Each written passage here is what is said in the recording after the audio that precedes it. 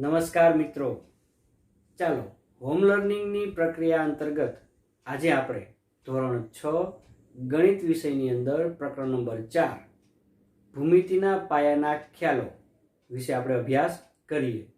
Video શરૂ કરતા પહેલાં આપ સૌને મારી એક નમ્ર વિનંતી કે ગણિત અને વિજ્ઞાન વિષયને લગતા વિડીયો નિયમિત રીતે જોવા માટે તમે મારી ચેનલને સબસ્ક્રાઈબ કરો, લાઈક કરો, બેલ આઇકન દબાવી અને વિડીયોને વધુ ને વધુ શેર કરો। ચાલો મિત્રો, હવે આપણે પાઠ્યપુસ્તકના પાના નંબર 74 ઉપર સ્વાધ્યાય 4.1ના દાખલાઓની આપણે ચર્ચા કરીએ। તેમાં સૌપ્રથમ દાખલો છે, બાજુમાં દર્શાવેલ આકૃતિનો ઉપયોગ કરીને તમારે નીચેના પ્રશ્નના જવાબ આપવાના છે। તમે અહીં આકૃતિ આ રીતે જોઈ શકો છો।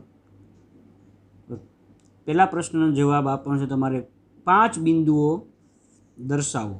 તો અહીં બિંદુઓ તમે જોઈ શકો છો, O, B, C, D અને E। રેખા દર્શાવો તો રેખાઓ તમે જોઈ શકો છો, DE, DO, DB અને EO। આ રીતે તમે રેખાઓ દર્શાવી શકો છો।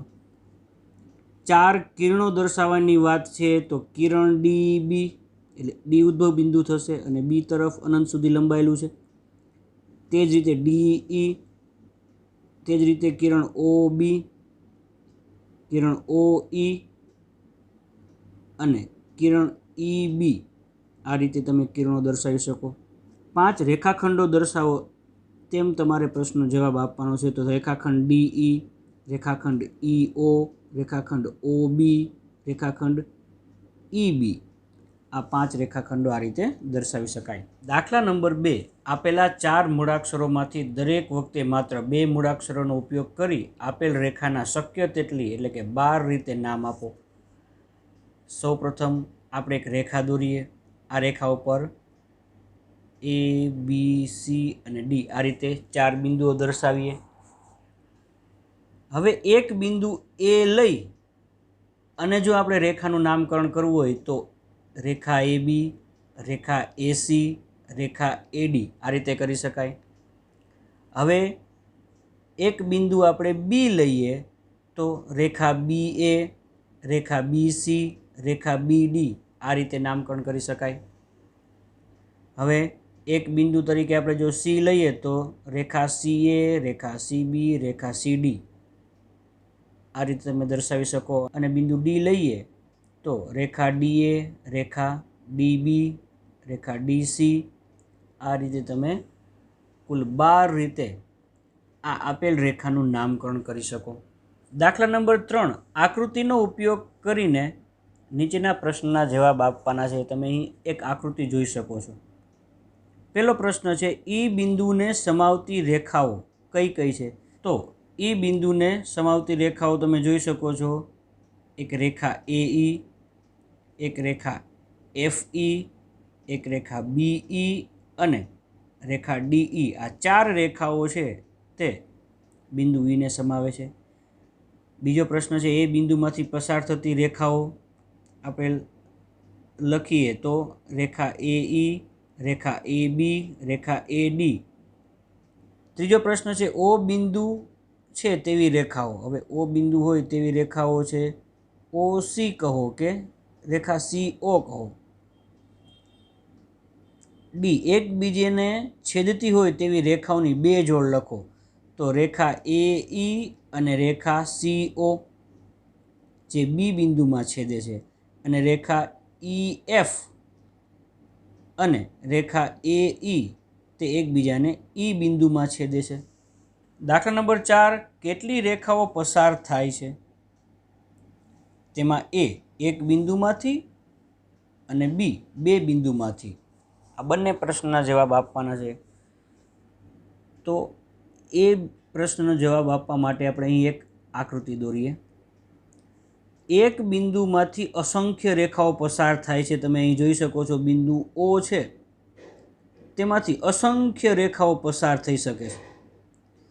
હવે B પ્રશ્નનો જવાબ આપવા માટે આપણે ફરીથી એક આકૃતિ દોરીએ તો 2 બિંદુઓમાંથી એક અને માત્ર એક જ રેખા એટલે કે અનન્ય રેખા પસાર થાય છે। તમે અહીં જોઈ શકો છો A અને B બે બિંદુઓ છે તેમાંથી એક અને માત્ર એક જ રેખા પસાર થઈ શકે છે. દાખલા નંબર 5, નીચેની પરિસ્થિતિને અનુરૂપ કાચી આકૃતિ દોરો. તેમાં તમારે કુલ 4 આકૃતિઓ દોરવાની છે. પરિસ્થિતિ એ એવી છે કે એમાં બિંદુ પી એ રેખાખંડ AB પર છે. આ પ્રમાણે આકૃતિ દોરવાની છે. તો સૌપ્રથમ આપણે રેખાખંડ AB દોરીએ, જેના અંત્ય બિંદુ A અને B છે. તેની ઉપર આપણે બિંદુ P દર્શાવીએ તો આ રીતે આકૃતિ તૈયાર થશે. ત્યારબાદ બીજી પરિસ્થિતિ છે, રેખા XY અને રેખા PQ એ M બિંદુમાં છેદે છે. તો આપણે સૌપ્રથમ રેખા XY દોરીએ અને ત્યારબાદ રેખા PQ દોરીએ, જે એકબીજાને M બિંદુમાં છેદે છે. ત્રીજી પરિસ્થિતિ છે, રેખા L પર E અને F બિંદુ છે, D નથી. તો સૌપ્રથમ આપણે એક રેખા દોરીએ, તેને આપણે L નામ આપીએ અને તેના ઉપર આપણે E અને F બિંદુઓ આપણે આ રીતે દર્શાવીએ અને D બિંદુ છે તે રેખાની ઉપરના ભાગમાં અથવા તો રેખાની નીચેના ભાગમાં આપણે આ રીતે દર્શાવીએ તો આ આપેલી પરિસ્થિતિ દર્શાવતી આકૃતિ મળશે. ત્યારબાદ ડી પરિસ્થિતિ એવી છે કે તેમાં રેખા OP અને રેખા OQ બિંદુ ઓમાં મળે છે. તો આ રેખા OP અને રેખા OQ તે O બિંદુમાં મળે છે. તો આ રીતે દર્શાવી શકાય. ત્યારબાદ દાખલા નંબર 6, નીચે રેખા MNની આકૃતિ દોરેલ છે. આપેલી આકૃતિના આધારે આપેલા વિધાનો સાચા છે કે ખોટા તે જણાવો. અહીં તમને એક આકૃતિ આપેલી છે. આકૃતિ પરથી તમારે જોઈને કહેવાનું છે કે આપેલ વિધાન સાચું છે કે ખોટું. પહેલું વિધાન છે, QMON અને P એ રેખા MN પર આવેલા છે. તો મિત્રો તમે આપેલા બધા બિંદુઓ તમે જોઈ શકો છો, તે રેખા MN પર આવેલા છે, એટલે વિધાન સાચું છે. બી વિધાન જોઈએ તો MO અને N એ રેખાખંડ MN પર આવેલા છે. આ રેખાખંડ MN આપણે લઈએ તો MON તે રેખાખંડ MN પર આવેલા છે, એટલે વિધાન સાચું બને છે. વિધાન સીમાં M અને N એ રેખાખંડ MNના અંત્ય બિંદુઓ છે. આ વિધાન પણ સાચું છે, કારણ કે M અને N એ રેખાખંડ MNના અંત્ય બિંદુ છે. ચોથું વિધાન લઈએ, O અને N એ રેખાખંડ OPના અંત્ય બિંદુઓ છે. હવે O અને N તે રેખાખંડ OPના અંત્ય બિંદુ નથી, કારણ કે રેખાખંડ OPના અંત્ય બિંદુ થશે O અને P, એટલે આ વિધાન ખોટું છે. તે જ રીતે તમે જોઈ શકો છો, M એ રેખાખંડ OQનું એક અંત્ય બિંદુ છે. તો આ વિધાન પણ ખોટું છે, કારણ કે રેખાખંડ OQના અંત્ય બિંદુઓ થાય O અને Q. F વિધાન જોઈએ તો M એ કિરણ QP પરનું બિંદુ છે. આપણે આકૃતિમાં જોઈએ તો QP એટલે Q છે તે કિરણનું ઉદ્ભવ બિંદુ છે અને P તરફ કિરણ આગળ વધે છે, અનંત સુધી લંબાયેલું છે. તો તેની ઉપર આપણે M બિંદુ આવી જાય છે, એટલા માટે આ વિધાન છે તે સાચું પડે છે. કિરણ OP એ કિરણ QP થી ભિન્ન છે.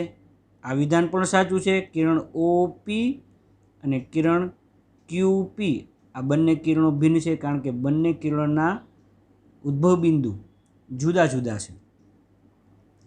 ત્યારબાદ વિધાન H જોઈએ, કિરણ OP અને કિરણ OM એ સમાન છે. હવે કિરણ OP અને કિરણ OM મિત્રો આ કિરણો સમાન નથી, કારણ કે આ એકબીજાના વિરુદ્ધ કિરણો છે. કિરણ OM અને કિરણ OP એ વિરુદ્ધ કિરણો નથી. તો મિત્રો આ વિરુદ્ધ કિરણો છે, એટલા માટે આ વિધાન ખોટું પડે છે. O એ કિરણ OPનું ઉદ્ભવ બિંદુ નથી. તો આ વિધાન ખોટું પડે, કારણ કે O છે તે કિરણ OPનું ઉદ્ભવ બિંદુ છે. ત્યારબાદ N એ કિરણ NP અને કિરણ NMનું ઉદ્ભવ બિંદુ છે. તો આ વિધાન સાચું છે, કારણ કે કિરણ NP અને કિરણ NM આ બંને કિરણનું ઉદ્ભવ બિંદુ છે N, માટે આ વિધાન સાચું પડે છે.